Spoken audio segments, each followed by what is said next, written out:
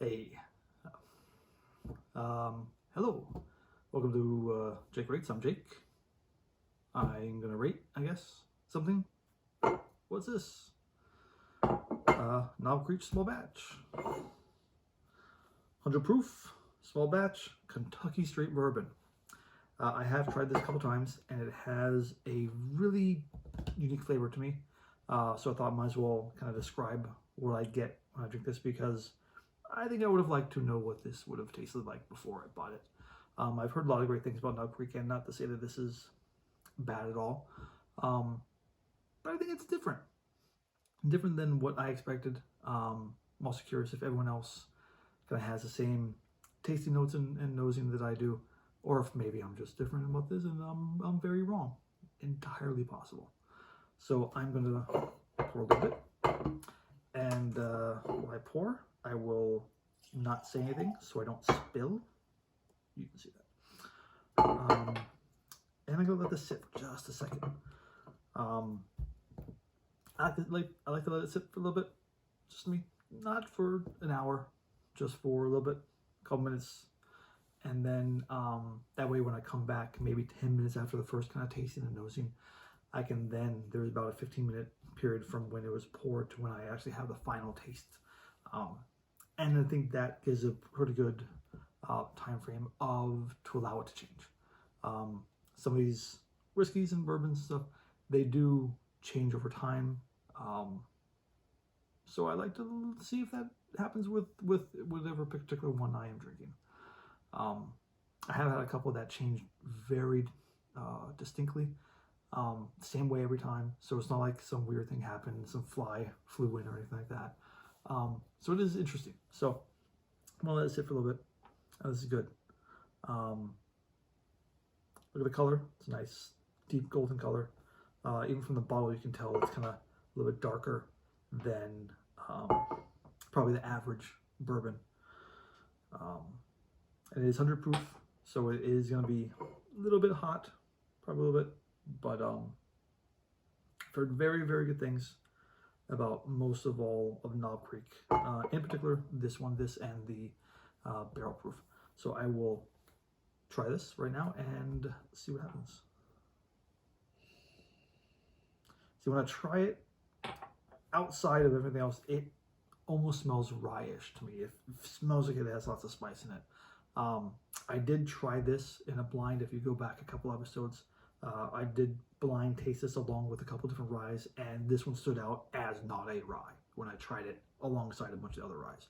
So I don't think it is a rye that I'm really tasting or smelling.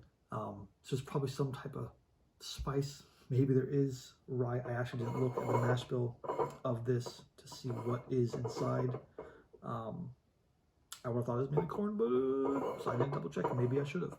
Maybe I'll add an addendum to this video after I check, and I can say, hey, yeah, this had some kind of rye or some kind of whatever. I don't know. We'll see. Or if it's not interesting, I just will ignore this whole section.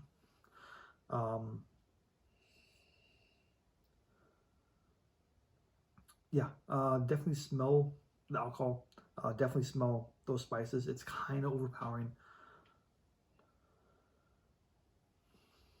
I also get a little bit, definitely some wood. Not strong at all, but it's definitely kind of there in that background of the spices. A bit of, I don't know, I guess earth tones is one way to put it. It's not necessarily like clay dirt, but it almost smells like you walk into a maybe Native American hearth, an adobo, something, and it's a little bit of almost clay-like, but definitely not in a bad way, like home. There was some sweetness to it as well.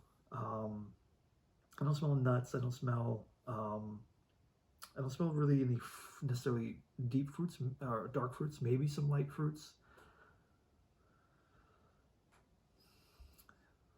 Yeah, maybe a little bit of like cherry-ish, but definitely not strong at all. I almost say pear-ish, but that's only because that's kind of a standard light fruit that is somewhat unique. So I'm gonna give this a try now. Stop smelling it. One more.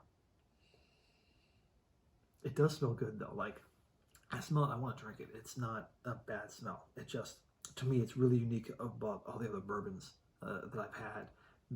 That spiciness just isn't normally there in the bourbons. Bourbons are kind of sweet, right?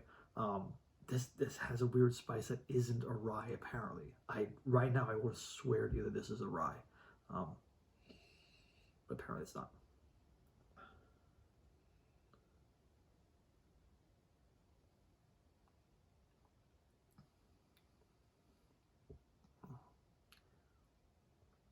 Nice and warm.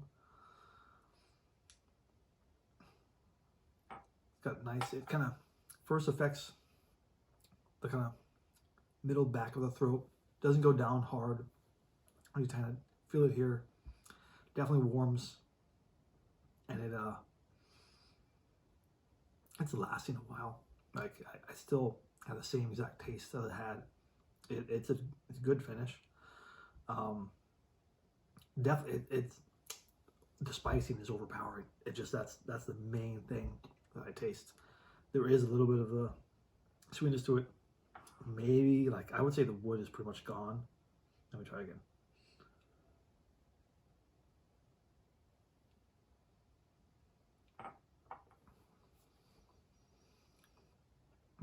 Almost caramely. It's pretty smooth. Like, not necessarily, it's still hot. It's texture-wise. A little bit velvety, a little bit smooth. Yeah, a little bit caramely. But those, I don't know what spices is. Maybe it's not a traditional pepper. It's honestly, I have no idea. Maybe it's a different type of finish or something. I don't. It doesn't taste like the oak casks really.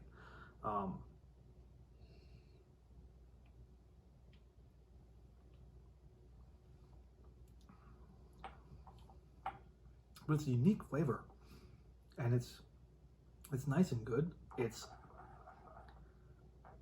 I would kind of say it's not super just like for sipping, because it's unique, which is awesome, and that's nice, and that's what I typically go for, the stuff that's unique, that makes me think, that makes me kind of ponder what's in there and kind of debate within myself. Oh, do I taste this or I smell this, whatever. That has this going on, but it's not really a nice kind of lingering, laid back. It's almost aggressive. That's probably the spices. I don't want to just sit on the porch on a fireside drinking this. I would want to be kind of doing something. Does this have speed in it? No, just angel dust is fine. No, I don't know. It's yeah, I would say it's aggressive in its flavoring and its kind of mood, which is not bad. It also is probably good because I have maybe a little bit of work to do tonight. So hopefully I'll get that done instead of just having a couple sets of something smooth and just sit back and do nothing. So I guess that's a positive if I want to work.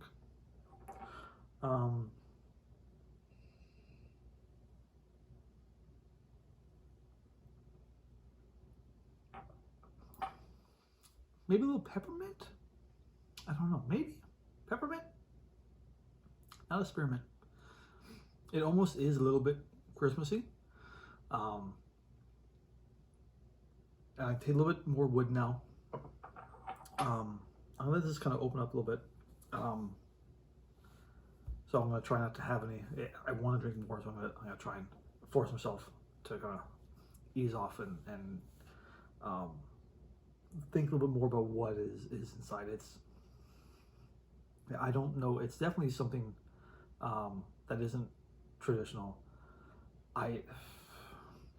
It's kind of strange, but it definitely is a unique flavor.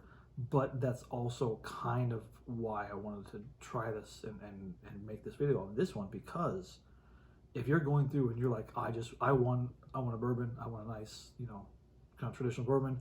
Knob Creek, you hear them all the time. It's a very popular brand. Like, oh, let me just grab a Knob Creek. This is not like, you know, a Buffalo Trace, a whatever, everyone was bottled in bond, a Heaven Hill. Like, this is not the quintessential bourbon, right? It's unique, which for bourbons, it's pretty nice to have a uniqueness about it, because a lot of them kind of do have a really similar flavor profile. So it is nice to have something that does stand out, but that does still not taste like a Scotch. It's not a Japanese whiskey. It's not an Irish whiskey. It still has a bourbon flavoring, but again, a little bit more, I think, rye-ish to me. So if you kind of wanted something a little bit different, a little bit unique, you do like rye, but you want to expand upon that, or you haven't ever tried any rye, and you're like, oh, I don't know if I like the spices at all. This is something that's probably in between somewhere, to have that spice but not be a rye, because rye does have a really particular flavor that some people just don't care for, which is fine. There's nothing wrong with what you don't like, as long as you know what you like and what you don't like, and the only way to know what you like and what you don't like is to try. Has that been long enough? I think that's been long enough. Do I smell anything different? I don't know. Good question. Let me see. Heat's definitely gone down, which is partly, you know, you just getting used to the temperature of the alcohol. So that's nice that it's kind of gone down. You can have a little bit more. That's also why it's nice to kind of let it sit and maybe try a little bit and then let it sit and try again, because you can be able to ignore some of those things that you smelled or tasted earlier. So yeah, like the alcohol is not bothering me at all. And I still get those spices, but it's toning down just a little bit. Those spices are toning down just a little bit. There's the wood. The wood's coming out more, and the sweet is coming out more in that nose, but not like a brown sugar. It's a little bit white sugar, a little bit candied something, maybe like candied apple, something like that. Not a candied yam, not a dark thing. It's still rather light, but it's candy.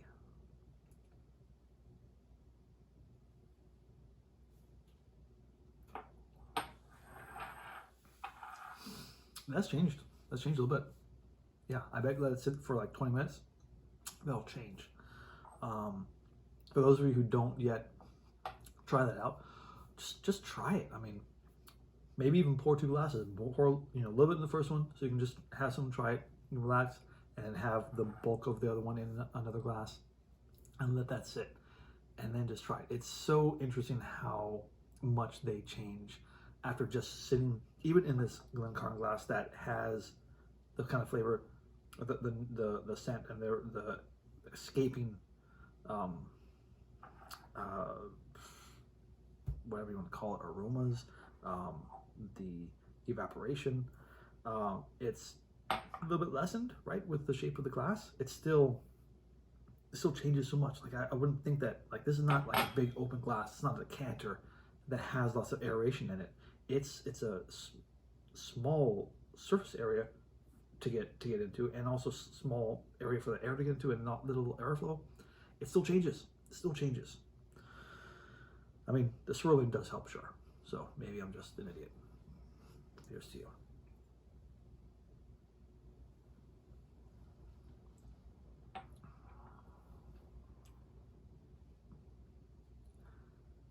Yeah, it's toned down.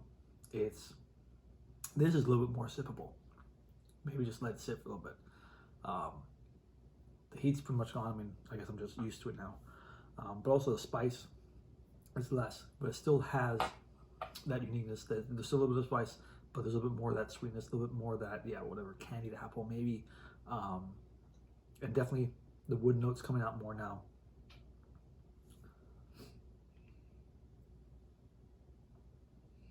smelled something there. That was a little bit chemically, not bad, just a little bit different. It was fine.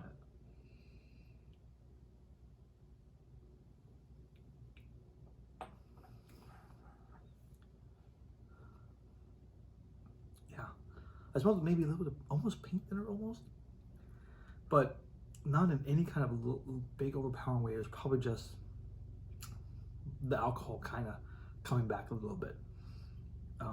But this is, I think it's gotten a lot better in whatever time that it's been since I poured. I'm going to assume it's been exactly 12 minutes and 43 seconds. Let's see how close I am. But it is a very good bourbon. It is unique, I think, amongst the bourbons I've tried, and I've tried a decent amount, not an exceptional amount. You know, definitely over 10, I'd say less than 50, somewhere in that range, probably in that 20 to 25 range to be conservative.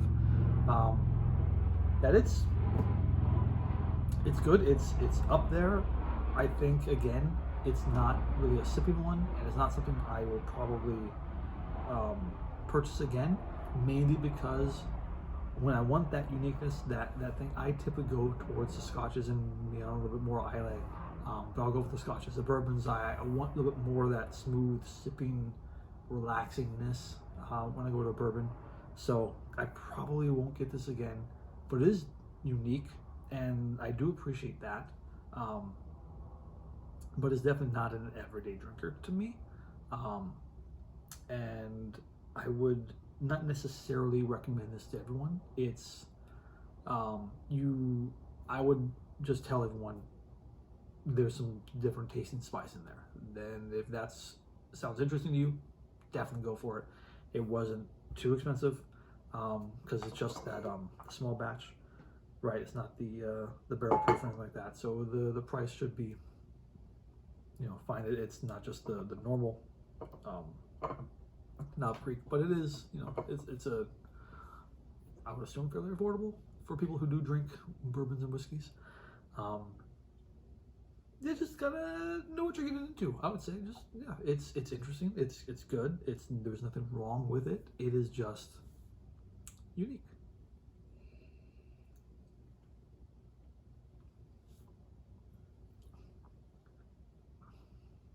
Yeah. I will gladly finish this glass, and I'll probably pour one more for the night, and I'll enjoy myself. Maybe I'll even get some work done. We'll see. Thank you for listening and watching. I appreciate you taking the time and listening, and I am sorry if you have been bored at all, but you are the master of your own destiny. You have a control of the extremities to say play or pause or next video, or just shut your computer down or phone down and look at the outside. Look what's around you. And enjoy yourself, enjoy your time, and you know, stay safe, everyone. And thanks. Thank you.